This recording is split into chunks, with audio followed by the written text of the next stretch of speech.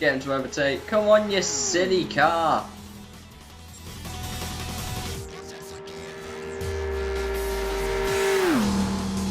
I don't think the Huara light's doing over that sort of speed anyway. I don't know if it's on the limiter. It's near enough the limiter.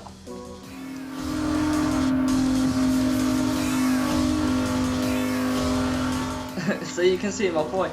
This Huara is actually a lot quicker than I was hoping it would be. It's a bit worrying.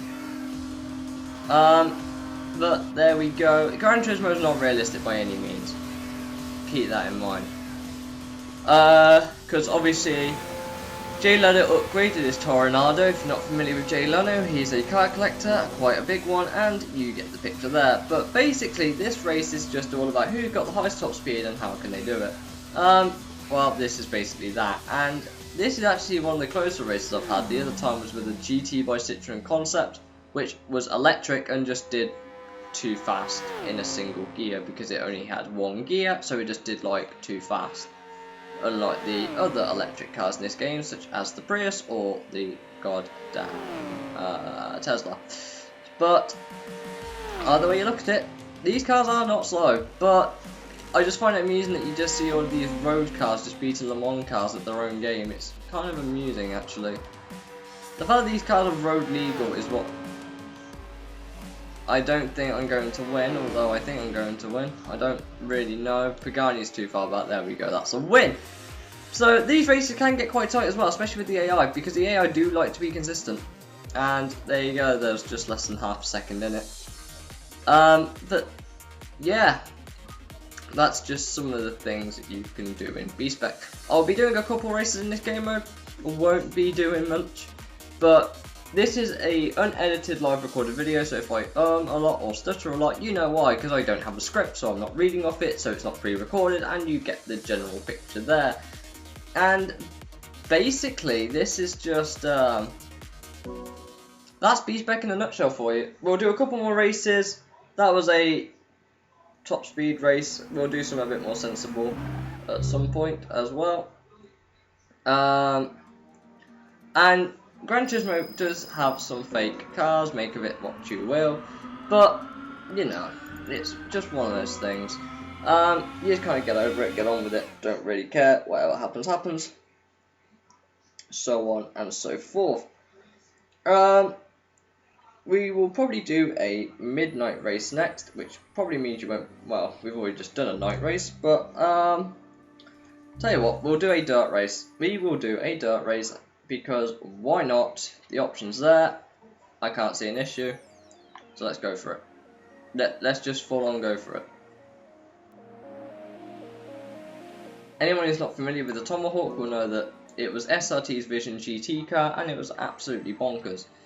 Probably my personal favourite car, but that's coming from an SRT fan, make of that what you will. But we will do, let's do the Eiger Key Trail, because why not? There we go. You basically race on the face of a mountain. Apparently, according to the game, or at least the description I saw of one, this was based on a civilian path route in the Eiger. The circuit was based on a path route that you could take through the Eiger Mountains. Not sure whether that is true or not, but I'll leave you guys to be the judge, or go find out for yourself.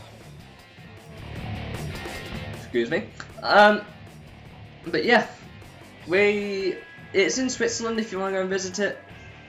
Other than that, we will get this B-Spec race on the road. Obviously, my kart's on dirt tyres, even though the tarmac is the start, and you know, you get the general picture there. We're going to have to push a bit, because otherwise he isn't going to be able to do anything. The AI are quite slow on dirt, I must admit. It's a bit disappointing, but they're still good fun to watch nonetheless. We got a bit of airtime there, and yeah, not much else to say to it. Basically what this is I don't really know what to make of it. I enjoy it. I think Forza should learn something from Gran Turismo, but that is my honest opinion, and unfortunately that is just how things are going to roll. So there we go, we're up to 8th, just past the Ford Focus. This game does have some pretty cool cars as well, but it's one of those things where you just kind of gotta put up with it, I guess. But you know, you're up to 7th now. This car is probably one of the quickest rally cars. The other one is actually in 3rd place right now, which is this car here, the G Sabo in the Evo 10 rally car, customized by Gran Turismo. This car was a lot better than it should have been. I don't really know why, but originally in the Gran Turismo 5, when it came out as a DLC car, which is no longer available, it was a racing car that you could get for this car, and I was just like, okay then, do whatever you please, etc, etc.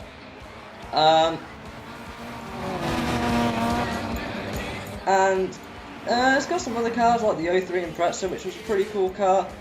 You got Tommy Macklinen's Evo 6. You got the Evo 4 as well, which was again pretty cool car. But I think the Quattro took it all really. The Audi Quattro is a good little car. I say a good little car. With multiple rally championship, we're going to tell the AI to push a bit. Come on, overtake him. There we go. Tom's got the inside and he went up the inside of two cars. Never mind. We're now all over the back of this field. I do like the dust effects on this game as well. This game, even if it has some fake cars, these fake cars are actually pretty cool. They're kind of like their envisionment of what would happen if these cars were real. I mean, if anyone remembers the XJR9 Le Mans car in 1988, then this car actually made it into the game, believe it or not, and I would quite like to see a couple of other cars as well make it into the game, but not going to happen anytime soon.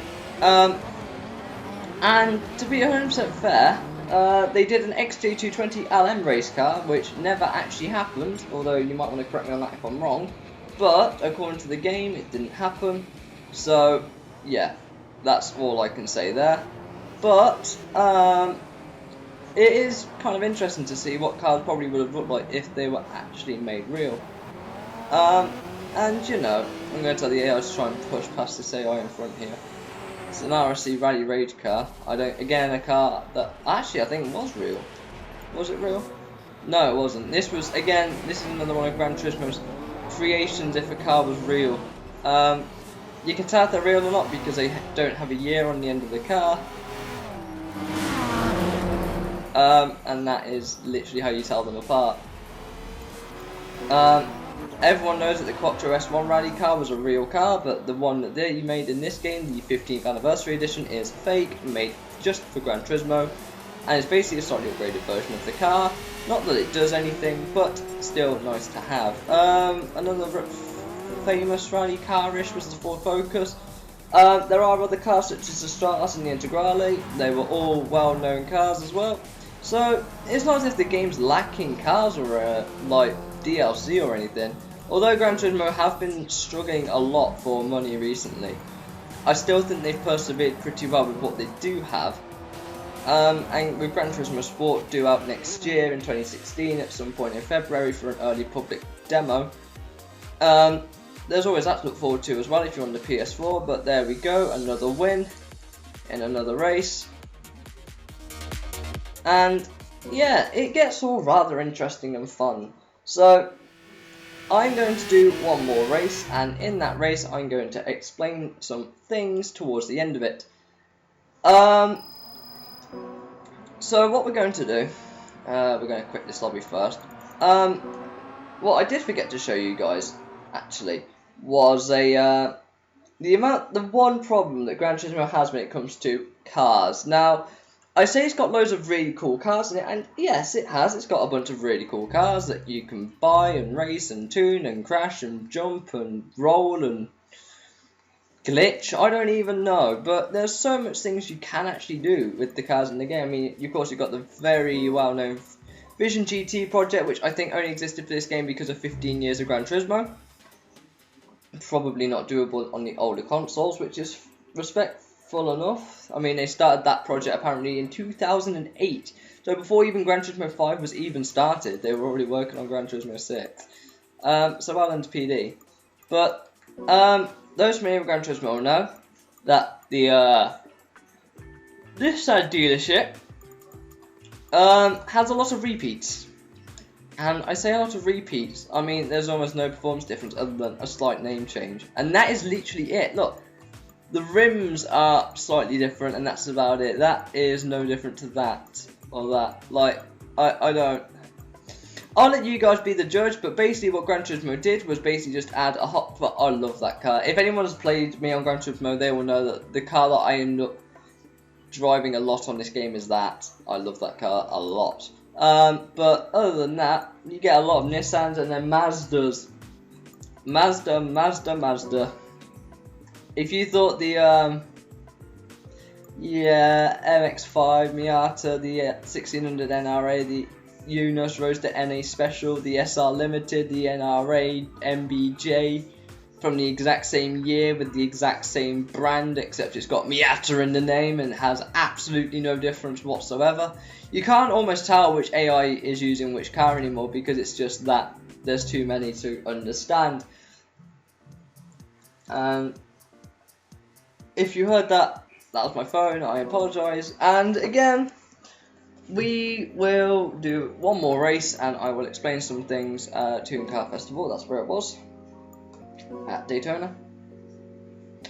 Of course I need to change my car because I'm a boss like that. Where is it? There it is. This is the car we'll use. So there we go. While that's loading, yeah,